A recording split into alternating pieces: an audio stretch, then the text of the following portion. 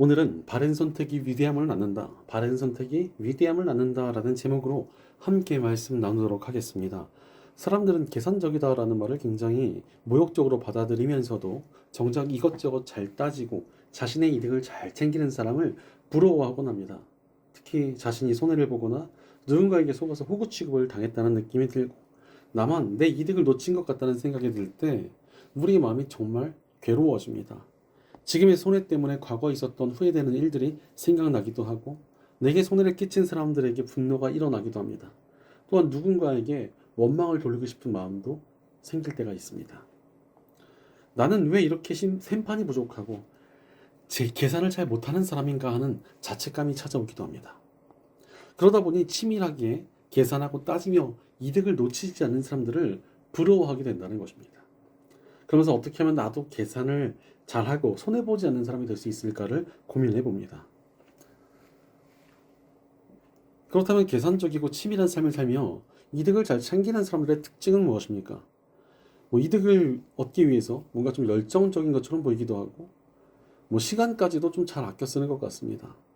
이득을 잘 챙기기 위해서 사람들을 자기 편으로 잘 끌어들이기도 합니다. 더 나아가서는 이득이 되고 유익이 된다면 허세를 부리거나 거짓말을 잘 이용하는 모습도 보입니다. 그렇게 살다 보니까 정말 이득도 잘 챙기는 것 같고 손해도 거의 보지 않는 것처럼 보입니다. 그것에 비해서 좀 별로 계산적이지 않은 모습은 어떻게 보면 좀 어리석은 모습이 아닐까 이런 생각도 드는 것입니다. 그런데 정말 계산적이지 못하고 이득을 쫓아 살아가는 것이 어리석은 것이 맞습니까? 계산적이고 이것저것 잘 따지고 자신의 이득을 잘 챙기는 사람은 또 지혜로운 사람인 것은 또 맞습니까? 성경의 기준은 좀 다른 것 같습니다. 먼저 오늘 말씀의 2절은 우리 인생에서 열정과 속도가 전부는 아니다라고 말씀하십니다. 오히려 잘못된 길로 향한 열정과 속도는 우리 인생을 파괴한다는 것입니다. 단순히 눈앞에 있는 이득만을 쫓으며 열정을 다하고 시간을 치밀하게 계산하며 산다고 해도 그것이 하나님의 뜻을 벗어났다면 오히려 자신의 인생을 아주 빠르고 열정적으로 망가뜨릴 뿐이라는 것입니다. 또한 4절과 7절은 재물로 모은 인맥의 허망함에 대해 말씀하고 계십니다. 사실 이득을 위해서 사람들을 끌어모으고 인맥을 만들어봐야 정작 내가 그들에게 줄 수 있는 이익이 사라지면 친밀함도 함께 사라져버리는 허망한 관계가 될 뿐입니다.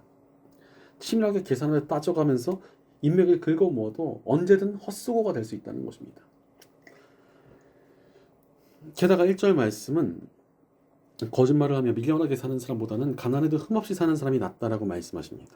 양심을 팔고 거짓말까지 하면서 이득을 추구하는 것은 절대로 옳지 못하다는 것입니다. 오히려 손해를 보고 내 이득을 포기하더라도 하나님의 뜻대로 살아가는 것, 그것이 바로 하나님 안에서 옳고 지혜로운 인생이라는 것입니다. 심지어 5절 말씀을 보면은 거짓말은 언젠가 들통이 나며 심판을 받을 것이다 라고 말씀하십니다.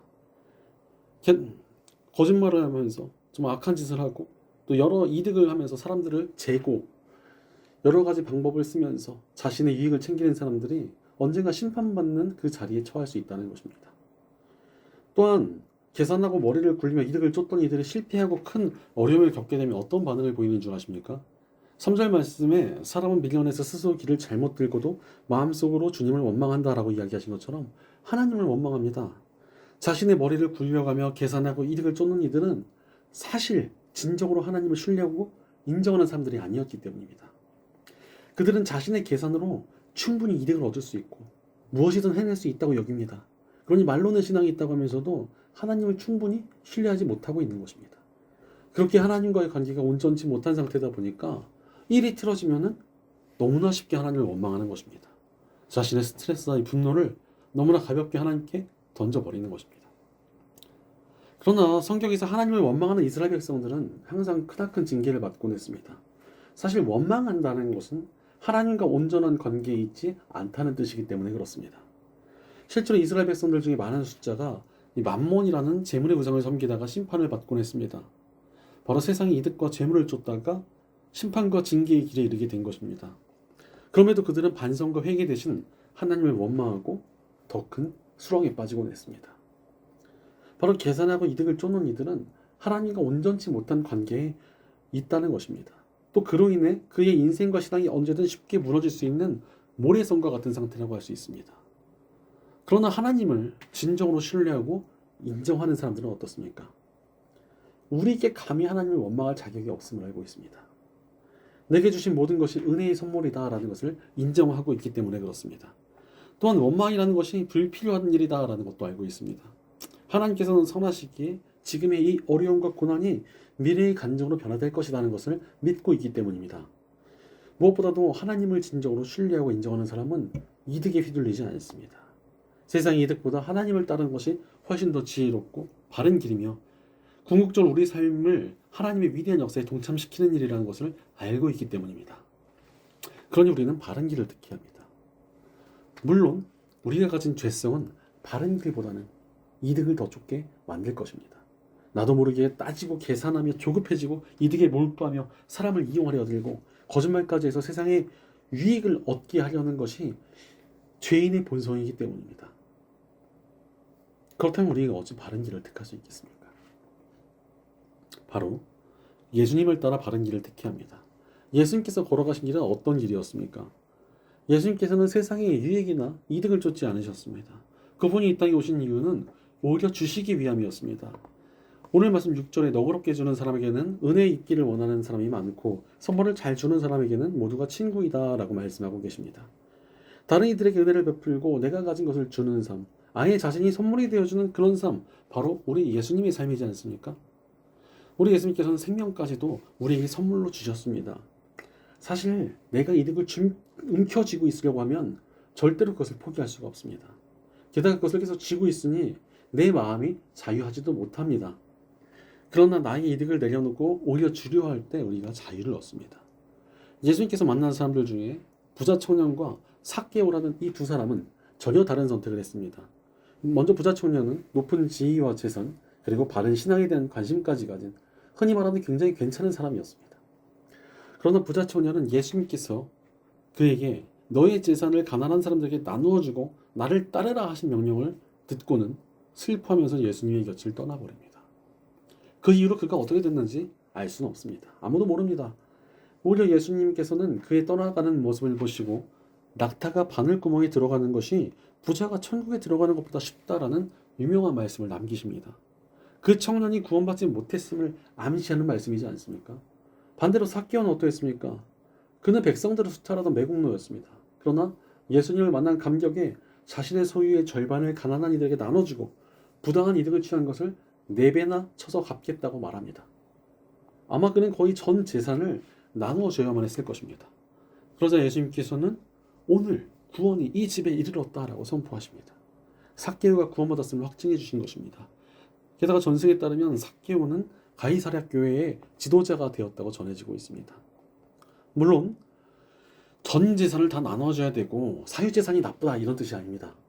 자신의 이득을 움켜쥐는 것이 아니라 내가 가진 것들, 물질부터 헌신, 작은 친절까지 내가 베풀 수 있는 것들을 베푸는 이가 예수님께서 기뻐하는 길을 선택한 사람이라는 것입니다.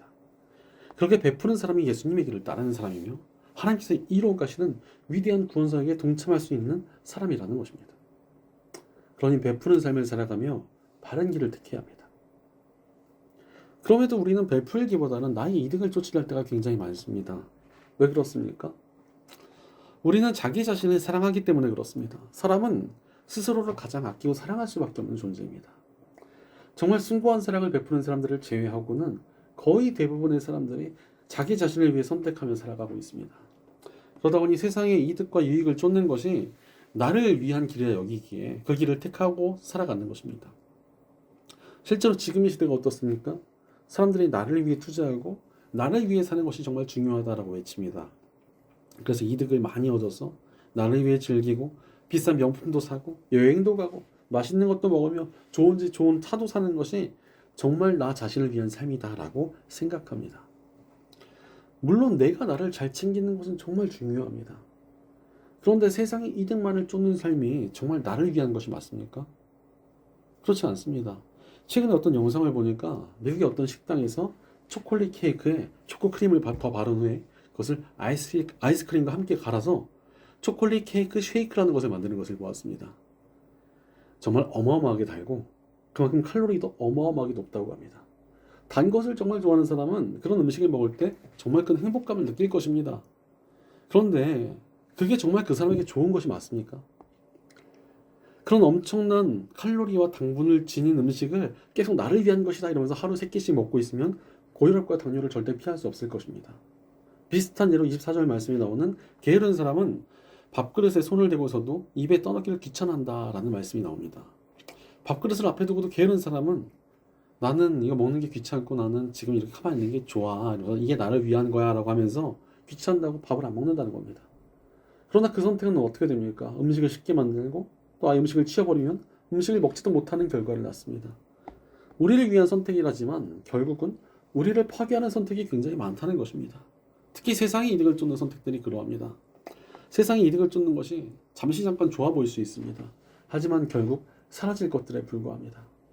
분명히 이 세상에는 끝이 있고 마지막 때는 찾아올 것이기 때문에 그렇습니다. 그때 세상의 이득들이 무슨 소용이 있겠습니까? 그러므로 정말로 나를 위해 살기 위해서는 바른 길을 택해야 합니다. 그것이 무엇입니까? 오늘 말씀 8절을 보니까 지혜를 얻는 사람은 자기 영혼을 사랑하고 명철을 지키는 사람은 복을 얻는다라고 말씀하고 계십니다. 이 잠언에서 지혜라는 단어를 예수님으로 바꿔 읽으면 이 새로운 의미가 항상 샘솟습니다. 바로 예수님을 얻으려는 사람, 즉 예수님과 깊은 관계를 맺고 그분을 따라 살아가는 사람은 자기 영혼을 사랑하는 사람이며 진짜 지혜롭고 진정한 복을 받는 사람이라는 것입니다. 왜 그렇습니까? 21절 말씀에 사람의 마음에 많은 계획이 있어도 성취되는 것은 오직 주님의 뜻뿐이다 라는 말씀처럼 결국 하나님의 뜻만이 이루어질 것이기 때문에 그렇습니다. 사람이 아무리 계산을 하고 따지도 그것이 하나님의 계획이 아니면 다 수포로 돌아갑니다. 그러나 예수님의 뜻대로 살아가면 그 인생이 점점 하나님의 뜻과 일치되어집니다. 그러니 하나님께서 이루어 주시는 인생이 되는 것입니다. 무엇보다도 궁극적으로 이루어지는 하나님의 뜻이 무엇입니까? 지금의 이 세상이 다 끝나고 하나님 나라가 이루어지는 것입니다. 그때 세상의 성공이나 물질이 무슨 소용이 있겠습니까? 이 세상과 함께 다 사라져버릴 것들입니다. 그러나 예수님과 함께하고 그분과 닮아가며 그분의 뜻을 쫓은 만큼 하나님 나라의 영원한 상급이 쌓입니다. 그러니 진짜로 나를 위한 길은 예수님을 따라 사는 것입니다. 세상 이득 대신 예수님을 쫓고 내가 계산하고 움켜쥐는 대신 베푸는 삶을 사는 것이 내가 복된 삶을 살고 영원한 상급을 얻는 진정으로 나를 위한 길인 것입니다. 그러니 예수님을 쫓고 베푸는 삶을 살며 바른 길을 택해야 합니다. 그렇다면 우리가 어찌 세상의 물질과 이득을 쫓는 우리의 어리석은 죄성을 이겨내고 예수님을 따르며 베푸는 인생을 살아갈 수 있겠습니까? 복음을 통해 가능합니다. 복음이란 예수님께서 우리를 위해 죽으시고 우리를 위해 새 삶을 예비해 주셨음을 믿음으로 받아들이는 것입니다. 그렇다면 우리가 복음을 받아들인다. 이것이 무엇입니까? 바로 예수님의 십자가와 부활에 동참하는 것입니다. 과거의 죄인이었던 내가 예수님과 함께 십자가에서 죽어져야 합니다. 세상의 이득을 쫓고 계산하고 따지던 또 나의 유익만을 위해 살던 내가 십자가에서 예수님과 함께 죽는 것이 필요하다는 것입니다. 그리고 예수님을 따라서 그분처럼 베푸는 삶으로 새롭게 다시 태어나는 것이 부활의 삶입니다. 그렇게 세상에 이득을 내려놓고 예수님을 따라 살아갈 때 진정으로 복음의 능력이 우리 안에 나타나기 시작합니다. 바로 예수님을 따라 베푸는 삶으로 거듭날 때 세상의 이득을 쫓는 계산적인 사람들을 부러워하는 삶이 아닌 영원한 가치를 쫓는 위대한 삶을 살아갈 수 있습니다. 예를 들어서 닭은 평생 하늘을 보지를 못하고 땅에 있는 모이만 바라보며 살아갑니다. 그러니 날개가 있으면서도 평생 땅에 묶여 살아가는 것입니다. 그러나 독수리는 하늘을 바라보며 저 창공을 훨훨 날아다닙니다. 하나님께서는 우리를 닭처럼 땅의 가치만 쫓으며 기어다니는 존재로 지으시지 않으셨습니다. 하늘의 가치를 바라보며 저 하나님 나라를 향해 비상하는 위대한 삶을 살도록 지으셨습니다. 바로 예수님을 따라 살아갈 때 우리는 늘 하나님의 은혜를 누리며 어떤 상황과 환경 속에서도 하나님을 향한 신뢰로 날아오를 수 있습니다. 세상에 이득이 없더라도 하나님께서 주시는 만족과 기쁨으로 하늘의 소망을 품고 살아가는 창공의 삶을 살아가게 되는 것입니다. 바로 예수님을 따라 살아가는 삶은 세상의 가치를 쫓고 따지는 삶과 비교할 수 없는 위대한 가치를 따라 사는 삶이기 때문에 그렇습니다. 그런 예수님을 따르며 위대한 삶을 향하는 바른 길을 택해야 합니다. 그렇다면 우리가 구체적으로 어떻게 예수님을 따르고 닮아가는 위대한 삶을 살아갈 수 있겠습니까? 첫째로 자신의 선을 잘 지키며 바른 길을 택해야 합니다. 사실 우리가 아무런 이득도 계산하지 않고 이 땅을 살아갈 수 있겠습니까? 그렇지는 않습니다. 우리가 언젠가 하나님 나라에 가게 되더라도 지금은 이 땅을 살아가고 있기 때문에 그렇습니다. 그러나 그 이득을 너무나 과하게 쫓을 때 하나님보다 세상의 이득을 쫓아가게 되고 그것이 우리를 파멸시키는 우상으로 변질되는 것입니다. 그렇다면 세상의 이득을 과하게 쫓게 되는 이유가 무엇입니까? 우리의 선을 넘어서기 때문에 그렇습니다. 바로 우리의 분수를 넘어서려 할 때 세상의 이득이 우리를 망가뜨립니다. 그렇다면 선을 넘는다는 증거가 무엇입니까? 일단 9절 말씀처럼 거짓말을 하는 것입니다. 거짓말을 해서라도 내가 이득을 쫓으려 한다? 이것은 명백하게 선을 넘는 것입니다. 거짓과 하나님의 뜻은 도무지 함께 갈 수 없기 때문에 그렇습니다. 또한 10절 말씀처럼 사치와 교만이 삶에 나타날 때 선을 넘었다고 할 수 있습니다. 사실 사치와 교만을 택한 사람이 남을 위해 베풀거나 섬기는 것은 쉽지 않습니다. 그러니 예수님을 따르는 것은 더더욱 어렵지 않겠습니까? 이어서 11절 말씀은 우리 분노에 대해 경고하고 계십니다. 사실 사람들이 언제 가장 많이 분노합니까? 자신의 이득을 취해받았을 때 내가 손해를 입었다고 생각할 때 가장 분노하지 않습니까? 내가 예수님의 뜻대로 살지 못해서 하나님에게 제대로 참여하지 못해서 남에게 베풀지 못해서 분노하는 사람은 거의 본 적이 없습니다. 대부분의 사람들이 나의 권리나 이익을 빼앗겼다고 생각할 때 분노합니다. 그러니 분노를 조심해야 한다는 것입니다. 12절 말씀 보면은 왕의 분노는 사자가 소리를 지르는 것과 같고 그 은혜는 풀이에 내리는 이슬과 같다라고 말씀하십니다. 함부로 분노를 피해야 될 정말 중요한 이유는 우리의 분노보다 훨씬 무서운 왕의 분노가 있기 때문에 그렇습니다. 왕이 누구십니까? 궁극적으로 이 세상의 왕은 우리 하나님이십니다. 함부로 분노하는 이들을 위해 하나님이 계십니다. 그런데 분노라는 것이 정말 위험한 이유는 우리의 선을 넘게 하기 때문에 그렇습니다. 분노하다 보면 자기도 모르게 굉장히 큰 잘못을 향해 나아가는 경우가 많습니다. 분노하다가 하지 말아야 될 말을 내뱉기도 하고 누군가를 상처 입기도 하고 하나님께 원망의 말을 내뱉기도 하며 불교한 말을 내뱉거나 죄를 지을 때도 정말 많습니다. 그러니 하나님의 진노를 사게 되는 경우가 생길 수밖에 없습니다. 그러므로 나의 선을 잘 지키며 바른 길을 택해야 합니다. 또 오히려 나의 선을 잘 지킬 때 하나님의 은혜가 임하게 됩니다. 예수님의 길이라는 선을 온전히 지키며 쫓는 이에게 하나님의 은혜가 임하지 않겠습니까? 반대로 선을 넘으면 그것이 우리 인생을 파괴합니다. 예를 들어서 교통사고가 났을 때 선을 지킨 사람보다 선을 넘은 사람들이 대부분의 과실을 가져가게 됩니다. 그래서 28절 말씀은 악한 자가 죄인을 통째로 삼킨다고 말씀하십니다. 선을 넘은 악인은 단순히 선을 넘었다고 생각하지만 죄가 통째로 그를 삼키는 것처럼 죄악에 완전히 물들어 버리게 된다는 것입니다. 그리고 그 대가를 치르게 됩니다. 그러나 자신의 선을 잘 지킨 사람은 하나님의 은혜가 임합니다. 무엇보다도 선을 잘 지키며 살아가는 이에게 하나님의 질서가 생겨나기 때문에 그렇습니다. 예수님의 길이라는 우리의 선을 잘 지키며 살아가면 그의 삶이 하나님의 뜻대로 정리가 되고 온전해집니다. 미국의 조던 피터슨이라는 심리학자는 삶의 문제를 해결하려면 당신의 방부터 정리하라라는 말을 합니다. 정리된 사람이 위대한 일을 하는 것입니다. 마찬가지로 자신의 삶이 헛된 이득과 죄악으로 정리되지 않은 사람은 예수님을 제대로 따를 수도 위대한 삶을 살아갈 수도 없습니다.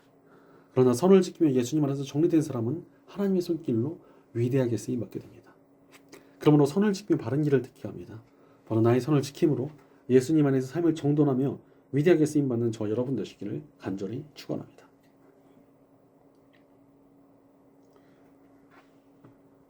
둘째로 온전한 관계를 맺는 삶을 살며 바른 길을 택해야 합니다. 우리 예수님께서 이 땅을 살아가실 때 무엇에 집중하셨습니까? 바로 영혼에게 집중하셨습니다. 즉 사람들과 관계를 잘 맺고 그들을 통해서 복음을 전하셨던 것입니다. 바로 하나님 안에서 위대한 일은 나 혼자 이뤄가는 것이 절대 아닙니다. 다른 이들과의 관계를 통해서 이루어집니다. 그래서 오늘 말씀 13절은 가정의 중요성에 대해 강조하고 있습니다. 가정이야말로 관계의 시작점이지 않습니까? 가정부터 시작해서 여러 관계들을 잘 맺는 것이 정말 중요하다는 것입니다. 사실 관계가 깨어질 때 얼마나 비참합니까? 오늘 말씀 26절은 관계가 깨질 때 나타나는 비참한 결과를 말씀하고 계십니다. 폐륜이 일어나고 인간으로서 할 수 없는 흉악한 일들이 일어난다는 것입니다.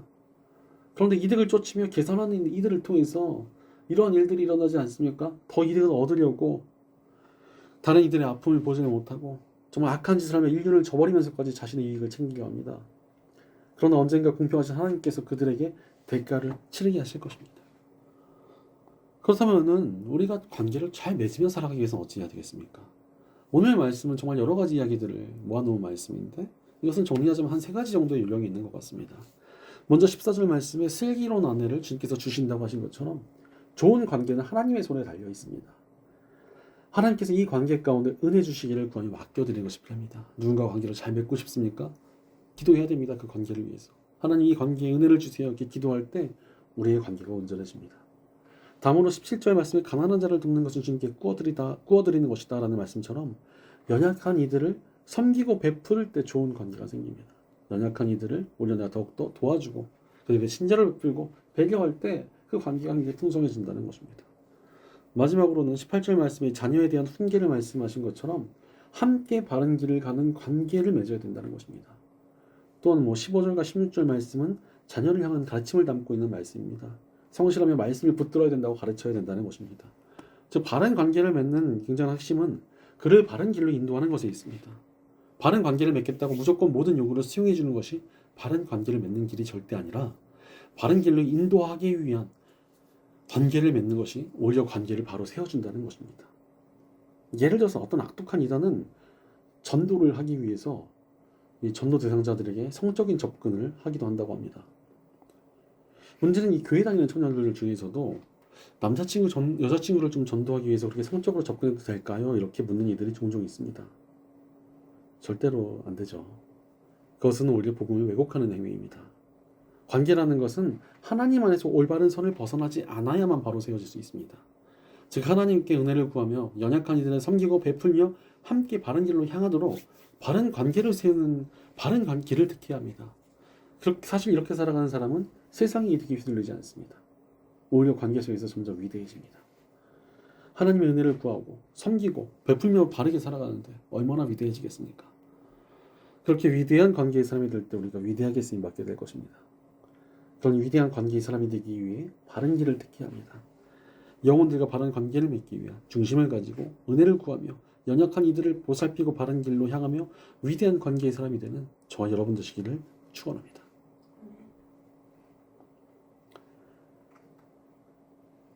셋째로 존재를 변화시키기 위하여 바른 길을 택해야 합니다. 우리가 예수님을 닮은 삶을 살기 위해서 어찌해야 합니까? 단순한 행동 몇 번이 아닌 우리의 존재가 변화되어야 합니다. 19절 말씀도 우리의 존재가 변화되어야 함을 말씀하고 계십니다. 그렇다면 인간의 존재를 변화시키는 능력이 어디에 있습니까? 바로 말씀에 있습니다. 12절 말씀은 충고와 훈계가 사람을 마침내 지혜롭게 한다라고 말씀하고 계십니다. 성경에서 말하는 충고와 훈계는 27절 말씀에서 말하듯 세상적인 것이 아닙니다. 하나님의 말씀을 말합니다. 말씀이 인간을 지혜롭게 합니다. 말씀은 우리로 하여금 하나님을 경외하게 하며 그로 인해 우리를 완전히 바꾸어 가십니다. 23절의 말씀을 보니 하나님을 경외하는 자에게 만족과 보호하심이 있음을 이야기하고 있습니다. 하나님의 말씀을 쫓고 경외하며 경외하며 살아갈 때 세상이 주는 만족감과 비교할 수 없는 충만한 만족을 얻으며 하나님의 보호하심을 얻게 된다는 것입니다. 그러니 세상의 이득에 휘둘리지 않을 수 있는 능력을 얻게 됩니다. 게다가 25절은 또 훈계를 통해서 교만한 자가 겸손해지고 어리석은 자가 지혜로워지며 지혜로운 사람은 더욱 지혜로워진다고 말씀하고 계십니다. 바로 하나님의 말씀이 우리에게 들려질 때 그 말씀이 우리의 존재를 레벨업 시킨다는 것입니다. 더욱더 성장하게 한다는 것입니다. 반대로 말씀을 쫓지 않은 이는 변화되지 않습니다. 29절 말씀처럼 오만하고 미련할 것이며 심판과 징계의 길을 향하게 됩니다. 그러니 예수님의 길을 걸을 수도 없고 위대한 삶을 살아갈 수도 없습니다. 말씀만이 우리를 위대하고 온전한 삶으로 바꿔갑니다. 1789년에 영국의 바운티호라는 배에서 반란 사건이 일어났습니다. 그런데 해군이 중심인 영국군은 이 선상반란, 배 위에서 일어난 반란은 반드시 진압해야만 한다는 신조를 가지고 있었습니다. 안 그러면 해군의 근간이 뒤흔드니까요. 그래서 영국 해군은 이 반란을 일으킨 반역자들을 잡아내서 사형에 처합니다. 그럼에도 반역자들 중에 9명은 이 핏케언 섬이라는 지도에도 없는 곳까지 도망쳐서 살아남았습니다. 그러나 그곳에 도착한 그들은 절망에 빠져서 괴로워하게 됩니다. 나가기만 하면 죽을 것이고 평생 이 섬을 벗어나지 못한다는 절망에 빠진 것입니다. 그래서 그곳에 있는 식물을 가지고 술을 만들어 먹으면서 그 섬의 또 원주민들을 괴롭히면서 서로를 죽이고 또 스스로 목숨을 끊기도 하며 점점 망가져 갑니다. 그런데 그들 중에 존 아담스라는 사람이 우연히 가져왔던 짐 속에서 성경을 발견합니다.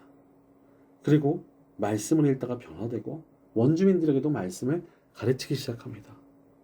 28년이 지난 후 영국군이 핏케언 섬을 발견하게 되었고 그들은 너무나 놀라게 됩니다. 그곳의 원주민들이 정말 너무나 신실하게 하나님을 예배하며 살아가고 있었던 것입니다. 그 엄청난 변화에 놀란 영국 해군은 이게 대체 무슨 일인가 했더니 존 아담스라는 사람이 성경을 발견했고 그로 인해 이 섬이 변화되었다는 것을 알게 되었습니다. 그래서 이례적으로 존 아담스를 사면하고 그 땅을 보호해 주기로 결정합니다. 지금도 피케온섬에는 존 아담스가 읽었던 성경이 유리관에 보관 중이라고 합니다. 이렇듯 하나님의 말씀은 반역자도 변화시키고 위대하게 쓰임받게 하는 힘이 있습니다. 말씀의 능력이 우리 안에 하나님의 능력을 나타나게 하며 세상의 것들에 속에서 우리를 보호하고 온전히 변화시켜가기 때문에 그렇습니다. 실제로 성경은 우리 예수님께서 말씀의 육신으로 오신 분이다라고 말씀하고 있습니다. 즉 예수님을 따르는 위대한 삶으로 변화되는 길은 오직 말씀에 있다는 것입니다. 그러므로 말씀을 읽고 묵상하며 붙들고 우리의 존재를 변화시켜가는 바른 길을 택해야 합니다. 말씀을 통해 우리의 존재를 변화시켜 위대하게 쓰임받는 저와 여러분 되시기를 간절히 축원합니다. 사랑하는 여러분, 무엇을 따라 살아가고 계십니까? 세상의 이득과 이익은 모두 다 사라질 것들입니다. 그러니 영원한 가치를 따라 위대한 삶을 택하시기 바랍니다. 그 길은 오직 예수님을 따라 살아가는 것에 있습니다. 데이빗 왓슨의 제자도라는 책에 이런 내용이 나옵니다. 제자들을 선택하고 부를 때 예수님은 절대로 타협하지 않으셨다. 심지어 사랑스럽고 재능이 있고 장래가 촉망되며 탐구심이 있고 부자인 젊은 관원에게 이렇게 명령했다.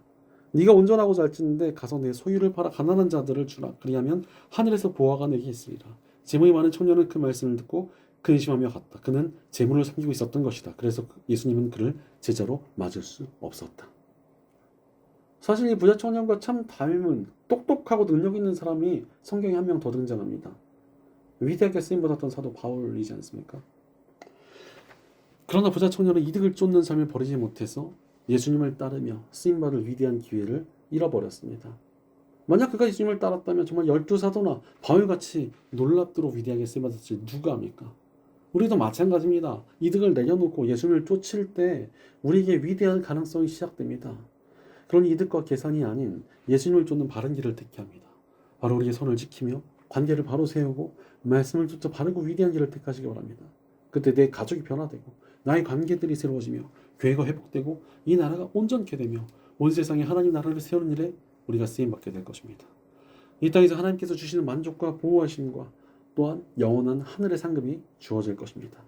우리의 삶이 하나님 안에서 위대한 삶으로 저 창공을 향해 날아가는 위대한 삶으로 정말 변화되어져 갈 것입니다. 그러니 세상에 이득과 계산을 내려놓고 위대한 삶을 택하며 위대하게 쓰임받는 저와 여러분 되시기를 주님의 이름으로 간절히 축원합니다. 기도하겠습니다. 우리를 위대한 계획에 부르셔서 사용해 주시는 하나님 감사합니다. 그러나 우리가 세상에서 사라져버릴 이득과 이익을 계산하며 쫓느라 우리에게 주어진 위대한 계획을 잊고 살지는 않았는지 우리 삶을 돌이켜봅니다. 허나 이제 우리가 오직 예수님만 쫓으며 위대한 삶을 살아가기 원합니다. 우리가 가진 이득을 움켜쥐는 것이 아니라 베푸는 삶을 살게 하옵소서. 우리가 지켜야 할 선을 지키며 예수님의 길을 벗어나지 않도록 우리를 붙들어 주시옵소서. 늘 관계를 바로 세우고자 하는 중심이 우리 안에 있게 하옵소서. 늘 말씀 붙들고 말씀으로 새롭게 변화되는 우리가 되게 도와주시옵소서.